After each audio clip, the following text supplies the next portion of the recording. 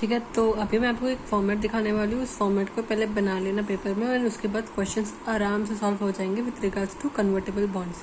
काफ़ी दिक्कतें आती है फॉर्मूले वाइज। तो सबसे पहले क्या करना है कि परसेंटेज, कितना परसेंटेज ऑफ बॉन्ड है वो लिख लेना, फेस वैल्यू क्या है वो लिख के बॉक्स बना के उसका बॉन्ड का करंट मार्केट प्राइस क्या है वो निकाल लेना। ठीक है, फिर उसके बाद वो बॉन्ड को आके कितने मतलब क्या रेशियो है शेयर्स में कन्वर्ट होने के लिए वो लिख लेना, और शेयर्स का करंट मार्केट प्राइस कितना है, उसका डिविडेंड पर शेयर कितना है वो नोट डाउन कर लेना। ठीक है, एंड देन उसके बाद तुम्हें निकालना है straight value of bond. Straight value of bond मतलब वही अपने बेसिक्स वाले सम्स जो हम लोग स्टार्टिंग में कर रहे थे कि present value of future cash flows, coupon और प्रिंसिपल्स मिला के आके जो भी प्रेजेंट वैल्यू आता है वो आके हमारा हो गया स्ट्रेट वैल्यू ऑफ बॉन्ड। तो वो भी निकाल के रख लेना। हाँ, अब बाकी जो कैलकुलेशन वाली चीज़ है वो अपने राइट हैंड साइड में है सारी। ठीक है, तो सबसे पहला क्या है conversion value. Conversion value question मैंने कितनी बार ऐसे दिया हुआ रहेगा कि also known as stock value of bond. ठीक है, तो कंफ्यूज मत हो जाना, कन्वर्शन वैल्यू को ऐसे भी बोलते हैं कि स्टॉक वैल्यू ऑफ बॉन्ड। ठीक है, कन्वर्शन वैल्यू मतलब अपना वो कितने शेयर्स हमें दे रहे, लेट्स से 1:20 दे रहे। हाँ, और प्राइस पर शेयर इज 10। ठीक है, तो 1:20 20 शेयर्स दे रहे, 20 शेयर्स इंटू 10, तो यहाँ पे हो जाएगा अपना 200 रुपया। ठीक है, तो वो अपना कन्वर्शन वैल्यू हो गया। शेयर्स को आके जो अपने शेयर्स मिले हैं उसके क्या वैल्यू रहेंगे बाजार में, वो अपना कन्वर्शन वैल्यू है। ठीक है, अब नेक्स्ट है कन्वर्शन पैरिटी। कन्वर्शन पैरिटी में क्या होता है कि डिबेंचर्स को बाई करने के लिए अभी तुम्हें अपन बोल रहे हैं बॉन्ड से डिबेंचर्स कन्वर्ट हो रही इक्विटी शेयर्स में, तो कन्वर्ट तभी होंगे ना जब तुम आके उसको परचेज करोगे।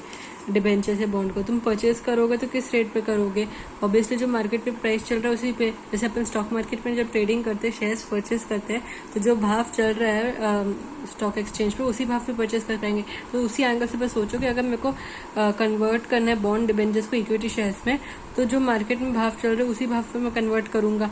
ठीक है, तो उस भाव पे मैंने कन्वर्ट कर दिया। तो अभी मेरे को जानना है कि मेरे पर शेयर कॉस्ट कितनी पड़ेगी। ठीक है, ये तो मेरे को मालूम चुका है। लेट्स से यहाँ पे मेरे को लगे 1000 रुपीज। ठीक है, यहाँ पे current market price of bond है लेट्स से 1000 रुपीज, और मैंने आपको यहाँ पे रेशियो क्या बताया 1:20। ठीक है, तो अभी आके 1000 डिवाइड बाई 20, तो मेरा आ जाएगा 5 रुपीज पर शेयर। ठीक है, ये बस एक एग्जाम्पल खाली दिया है, मैंने अच्छे से प्रॉब्लम से समझेंगे। ठीक है, अब नेक्स्ट आके ये अपना आ गया कि अपने मार्केट प्राइस ये है बॉन्ड्स के, और अगर मेरे को पर शेयर कॉस्ट निकालनी है तो ये पड़ेगा। ठीक है, अब आके प्रीमियम की बात करते हैं, तो इसका और इसका जो डिफरेंस होता है, ठीक है, दैट इज आर प्रीमियम। ठीक है, अब इसके ऊपर थोड़ी क्लैरिटी मैं आपको बाद में देती हूँ सम के साथ, आपको अच्छे से समझेगा ज़्यादा बेटर। ठीक है, और अभी अपन जो यहाँ पे स्ट्रेट वैल्यू ऑफ बॉन्ड समझे थे, ठीक है, अब वो स्ट्रेट वैल्यू ऑफ बॉन्ड और करंट मार्केट प्राइस से आके एक बहुत बड़ा नाता है। ठीक है, दैट इज अपन को ये प्रीमियम और डिस्काउंट वाला जो अपन एक सम देखेंगे इसमें, जहाँ पे आपको down risk and all that, ये प्रीमियम ओवर मार्केट प्राइस से क्वेश्चंस रहेंगे, तो वहाँ पे अपन सॉल्व करेंगे। तो अभी आप एक चीज़ याद रखना कि बेसिकली आपको क्या करना है, ये जो स्ट्रेट वैल्यू ऑफ बॉन्ड है करंट मार्केट प्राइस दोनों को कंपेयर करना, मतलब दोनों के डिफरेंस लेने हैं। ठीक है, अब ये प्रीमियम है या डिस्काउंट क्वेश्चन में लिखा रहेगा, डाउन साइड रिस्क दिया हुआ तो मतलब डिस्काउंट है, प्रीमियम है तो प्रीमियम ओवर ऐसे लिखा हुआ रहेगा। ठीक है, तो वो टेंशन लेने की जरूरत नहीं। अब मैंने क्या लिखा है B - A, मतलब current market price of bond minus straight value of bond. तो अगर प्रीमियम हो या डिस्काउंट हो, दोनों में आके अपन को माइनस ही करना है, किससे, current market price minus straight value. ठीक है, अब अगर प्रीमियम हो तो divide by A divide by A, अगर डिस्काउंट हो तो B से डिवाइड करना है, ये चीज़ याद रखनी है। ठीक है, तो अभी आके एक सम की तरफ चलते हैं। तो ये रहा क्वेश्चन नंबर 54। ठीक है, तो अब मैंने इसको LDR इसलिए मार्क करा क्योंकि इसमें सारे कॉन्सेप्ट्स कवर हो जाते हैं। ठीक है, तो अभी आके क्या दिया हुआ है, 8.5% ऑफ अपने पास डिबेंचर्स दिए हुए। ठीक है, तो अभी अपन यहाँ पे अपन प्रेजेंटेशन में जाते हैं, तो मैंने लिख दिया 8.5% ऑफ डिबेंचर्स, और उसकी फेस वैल्यू भी 1000 रुपीज दी हुई है अपने पास, इधर 1000 रुपीज दी हुई है, तो वो मैंने लिख दी। ठीक है, अब आके बात करते हैं मार्केट प्राइस ऑफ डिबेंचर्स।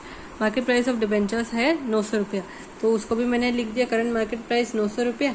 ठीक है, अब कन्वर्शन रेशियो दिया हुआ है, कन्वर्शन रेशियो दैट इज 30। ठीक है, दैट इज 1:30 अपना रेशियो, मतलब एक बॉन्ड्स पे अपन 30 शेयर्स मिलेंगे। तो मैंने एरो ऐसे नीचे ड्रॉ करा, नीचे ड्रॉ करके रेशियो लिख दिया 1:30।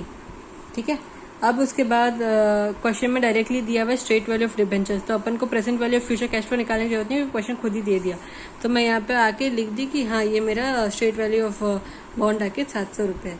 ठीक है, अब आके क्वेश्चन में दिया हुआ है कि मार्केट प्राइस ऑफ इक्विटी, अब वो मैं बोली ना कि आके एक शेयर का प्राइस कितना चल रहा है मार्केट में, वो 25 रुपया है। ठीक है, तो वो मैंने इधर आके लिख दिया current market price of the share is 25 rupees. ठीक है, अब नेक्स्ट आके दिया हुआ है कि एक्सपेक्टेड डिविडेंड आके 1 रुपीज़ है, तो वो डिविडेंड का भी लिख दो यहाँ पे 1 रुपीज़ है। ठीक है, अब आगे क्वेश्चन में दिया हुआ है कि ये सब चीज़ें आपको कैलकुलेट करनी, conversion value of debentures, market conversion price, conversion premium and all that, ये सब कैलकुलेट करना है। तभी एक एक करके देखते हैं क्या चीज़ कैसे कन्वर्ट करते हैं। ठीक है, तो अभी हमारे पास क्वेश्चंस में अगर अपन देखें तो अपने पास ऐसे डिटेल्स आ गई है। ठीक है, अब आके इसको सॉल्व करने चलते हैं अपन। ठीक है, तो सबसे पहले अपन ये वाला बॉक्स भरेंगे, कन्वर्शन वैल्यू बहुत इजी है। ठीक है, तो ये अपने पास शेयर्स है 30 और ये करंट मार्केट पास 25, तो अपन ने भर दिया 30 इंटू 25 दैट इज 750। ठीक है, अब अपन को नेक्स्ट बॉक्स भरना है पैरिटी। पैरिटी मैंने क्या बोला, मार्केट प्राइस ऑफ बॉन्ड लेना है, बॉन्ड डिबेंचर्स जो भी 900, और कितने पर शेयर क्या कॉस्ट आएगा डिवाइड बाई 30, तो वो अपना हो गया पैरिटी। ठीक है, 900 डिवाइड बाई 30 दैट इज ₹30। ठीक है, अब आके अपन को जो प्रीमियम कैलकुलेट करना है ना, अब आके कुछ सम्स में क्या करते हैं कि ये दोनों का डिफरेंस लेके वो प्रीमियम डिवाइड करके कर लेते हैं, और कुछ सम्स में क्या करते हैं, ये करंट मार्केट प्राइस है, तुम्हें एक्चुअल में बॉन्ड आके 750 में खरीदना चाहिए था, तुमने 900 में खरीदा, करंट मार्केट प्राइस पे खरीद लिया, तो महंगे पे खरीदा, वो प्रीमियम में। ठीक है, तो या तो इन दोनों का कंपैरिजन करके आप प्रीमियम निकाल सकते हो, या फिर इन दोनों का कंपैरिजन करके आप प्रीमियम निकाल सकते हो। दोनों तरीके सही है। ठीक है, चाहो तो दोनों करके आ सकते हो एग्जाम में। ठीक है, तो अभी अपन क्वेश्चन की तरफ बढ़ते हैं। तो क्वेश्चन में सबसे पहले पूछा है कि अपना कन्वर्शन वैल्यू ऑफ डिबेंचर्स कितना है, तो अभी कन्वर्शन वैल्यू अपन ने निकाल दी, दैट इज 30 इंटू 25। नेक्स्ट आके क्वेश्चन ने पूछा है कि मार्केट कन्वर्शन प्राइस, एक और एक नाम है पैरिटी वाला, जो अपन ने ये पैरिटी वाला निकाले है ना 900 डिवाइड बाई 30, तो उसका एक और एक नाम है market conversion price 900 divide by 30। अब मैं जो आपको प्रीमियम का बता रही थी वो आके ये बता रही थी, या तो आके आप इसका डिफरेंस ले लो 900 और 750 का, या तो आप इसका डिफरेंस ले लो 25 और 30 का। ठीक है, दोनों तरीके सही है, तो इसका लिया तो भी 20%, इसका लिया तो भी 20% आया। ठीक है, और ये मैंने आपको समझा चुका है कि आके अगर वैल्यू अगर आपको 750 बनती है और आप उस चीज़ का 900 रुपये दे के आए हो, महंगा दे के आए हो, तो आके प्रीमियम आप पे करके लेके आए हो। ठीक है, अब नेक्स्ट आता है premium over straight value of bond. मैंने बोला था ना क्वेश्चन में दिया रहेगा प्रीमियम है, डिस्काउंट है, डाउन साइड रिस्क है, वो अपने आप दे देगा premium over straight value of bond. तो क्या करना है, करंट मार्केट प्राइस हमेशा माइनस करना है, करंट मार्केट प्राइस जो अपने पास अगर आप देखोगे 900 रुपया माइनस 700, 900 रुपया minus 700, current market price minus straight value 900 minus 700, 900 minus 700। अब आके डिवाइड किससे करना है, जल्दी से बताओ, डिवाइड किससे करना है, 900 से करोगे 700 करोगे, प्रीमियम है तो मैंने क्या बोला 700 B minus A divide by A से करोगे। ठीक है, तो 700 से कर दिए, जो मैंने आपको ये दिखाया था ना कॉन्सेप्ट में, ये वाला कि अगर प्रीमियम हो तो ए। ठीक है, और अगर डिस्काउंट हो तो बी से कर देना, मतलब जो मार्केट प्राइस इधर लिखे उस मार्केट प्राइस से डिवाइड कर देना, और इधर आके अपने स्ट्रेट वैल्यू से डिवाइड कर देना। तो सिंस प्रीमियम है तो अपन क्या कर रहे हैं, स्ट्रेट वैल्यू से डिवाइड कर रहे हैं। ठीक है, तो 900 माइनस 700 डिवाइड बाई 700 28%। ठीक है, अब मैंने जो आपको वो फॉर्मूले में जो दो चीज़ नहीं समझाई है वो बहुत ईजी है, छोटी सी चीज़ है, that is favourable income differential पर शेयर। ठीक है, डिफरेंशियल वर्ड से समझ में आ गया कि आपको कुछ माइनस करना है। ठीक है, माइनस करेंगे, पर शेयर से समझ में आ गया कि आपको नंबर ऑफ शेयर से डिवाइड करना है। इतनी चीज क्लियर। फेवरेबल इनकम, अब बॉन्ड्स के केस में इनकम क्या होती है, अपने इंटरेस्ट। ठीक है, और शेयर्स के केस में इंटरेस्ट की इनकम क्या होगी, अपनी डिबेंचर्स, अच्छी डिविडेंड। ठीक है, तो यहाँ पे हो गया इंटरेस्ट इनकम और यहाँ पे हो गया अपने डिविडेंड इनकम। ठीक है, तो अपने को क्वेश्चन में दिया हुआ था कि अपना जो डिविडेंड पर शेयर है दैट इज 1 रुपीज, और अपने पास कितने शेयर्स है, 30 शेयर्स, तो इसलिए 1 इंटू 30 कर दिए। ठीक है, तो अपने पास 30 रुपए का डिविडेंड है, 85 रुपीज का इंटरेस्ट है, तो इन दोनों का क्या निकालना पड़ेगा, डिफरेंस। क्वेश्चन ने क्या बोला है, डिफरेंशियल। ठीक है, पर शेयर तो मतलब नंबर ऑफ शेयर से डिवाइड करना पड़ेगा 30, तो वो मैंने कर दिया और मेरे को आ गया आंसर ₹1.833। ठीक है, अब एक और छोटू सा है, वो थोड़ा सा ध्यान रख के चलना पड़ेगा, दैट इज प्रीमियम पे बैक पीरियड, कितने समय तक आप पे बैक कर सकते हो। ठीक है, तो ये थोड़ा सा एक फॉर्मूला खाली से ध्यान रख लो, बाकी सब तो लॉजिकली बता ही दिया है।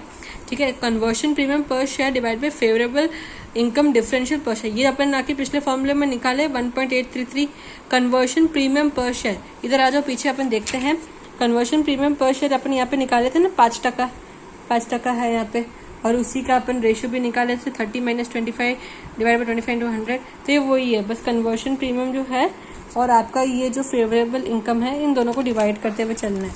ठीक है, तो दैट इज 5 डिवाइड बाई 1.833, वो करेंगे तो 2.73 ईयर्स आ जाएंगे। तो इसी के साथ सारे कन्वर्टेबल बॉन्ड्स के जो भी फॉर्मूले होते हैं ना, सब आके खत्म हो जाते हैं। तो ये डायग्राम बना लो, काफी इजी और हेल्पफुल लगेगा। कि ये चीज मेरे को भी पहले बहुत टफ लगती थी, बट अभी बहुत क्लियर है, सारे सम्स हो जा रहे हैं। तो मैं थोड़ा सा जूम कर लेती हूँ, अगर आपको कुछ कॉपी वॉपी करना है तो आप देख लेना इसको। मैं अपने वही जो नोट्स बनाए हैं मैंने, उसको अगर कॉपी वॉपी कुछ करना है तो यू कैन डू इट। इसमें बस आके वो फेवरेबल इनकम वाला नहीं डाला है, वो चीज़ आप लॉजिकली समझ के कर सकते हो।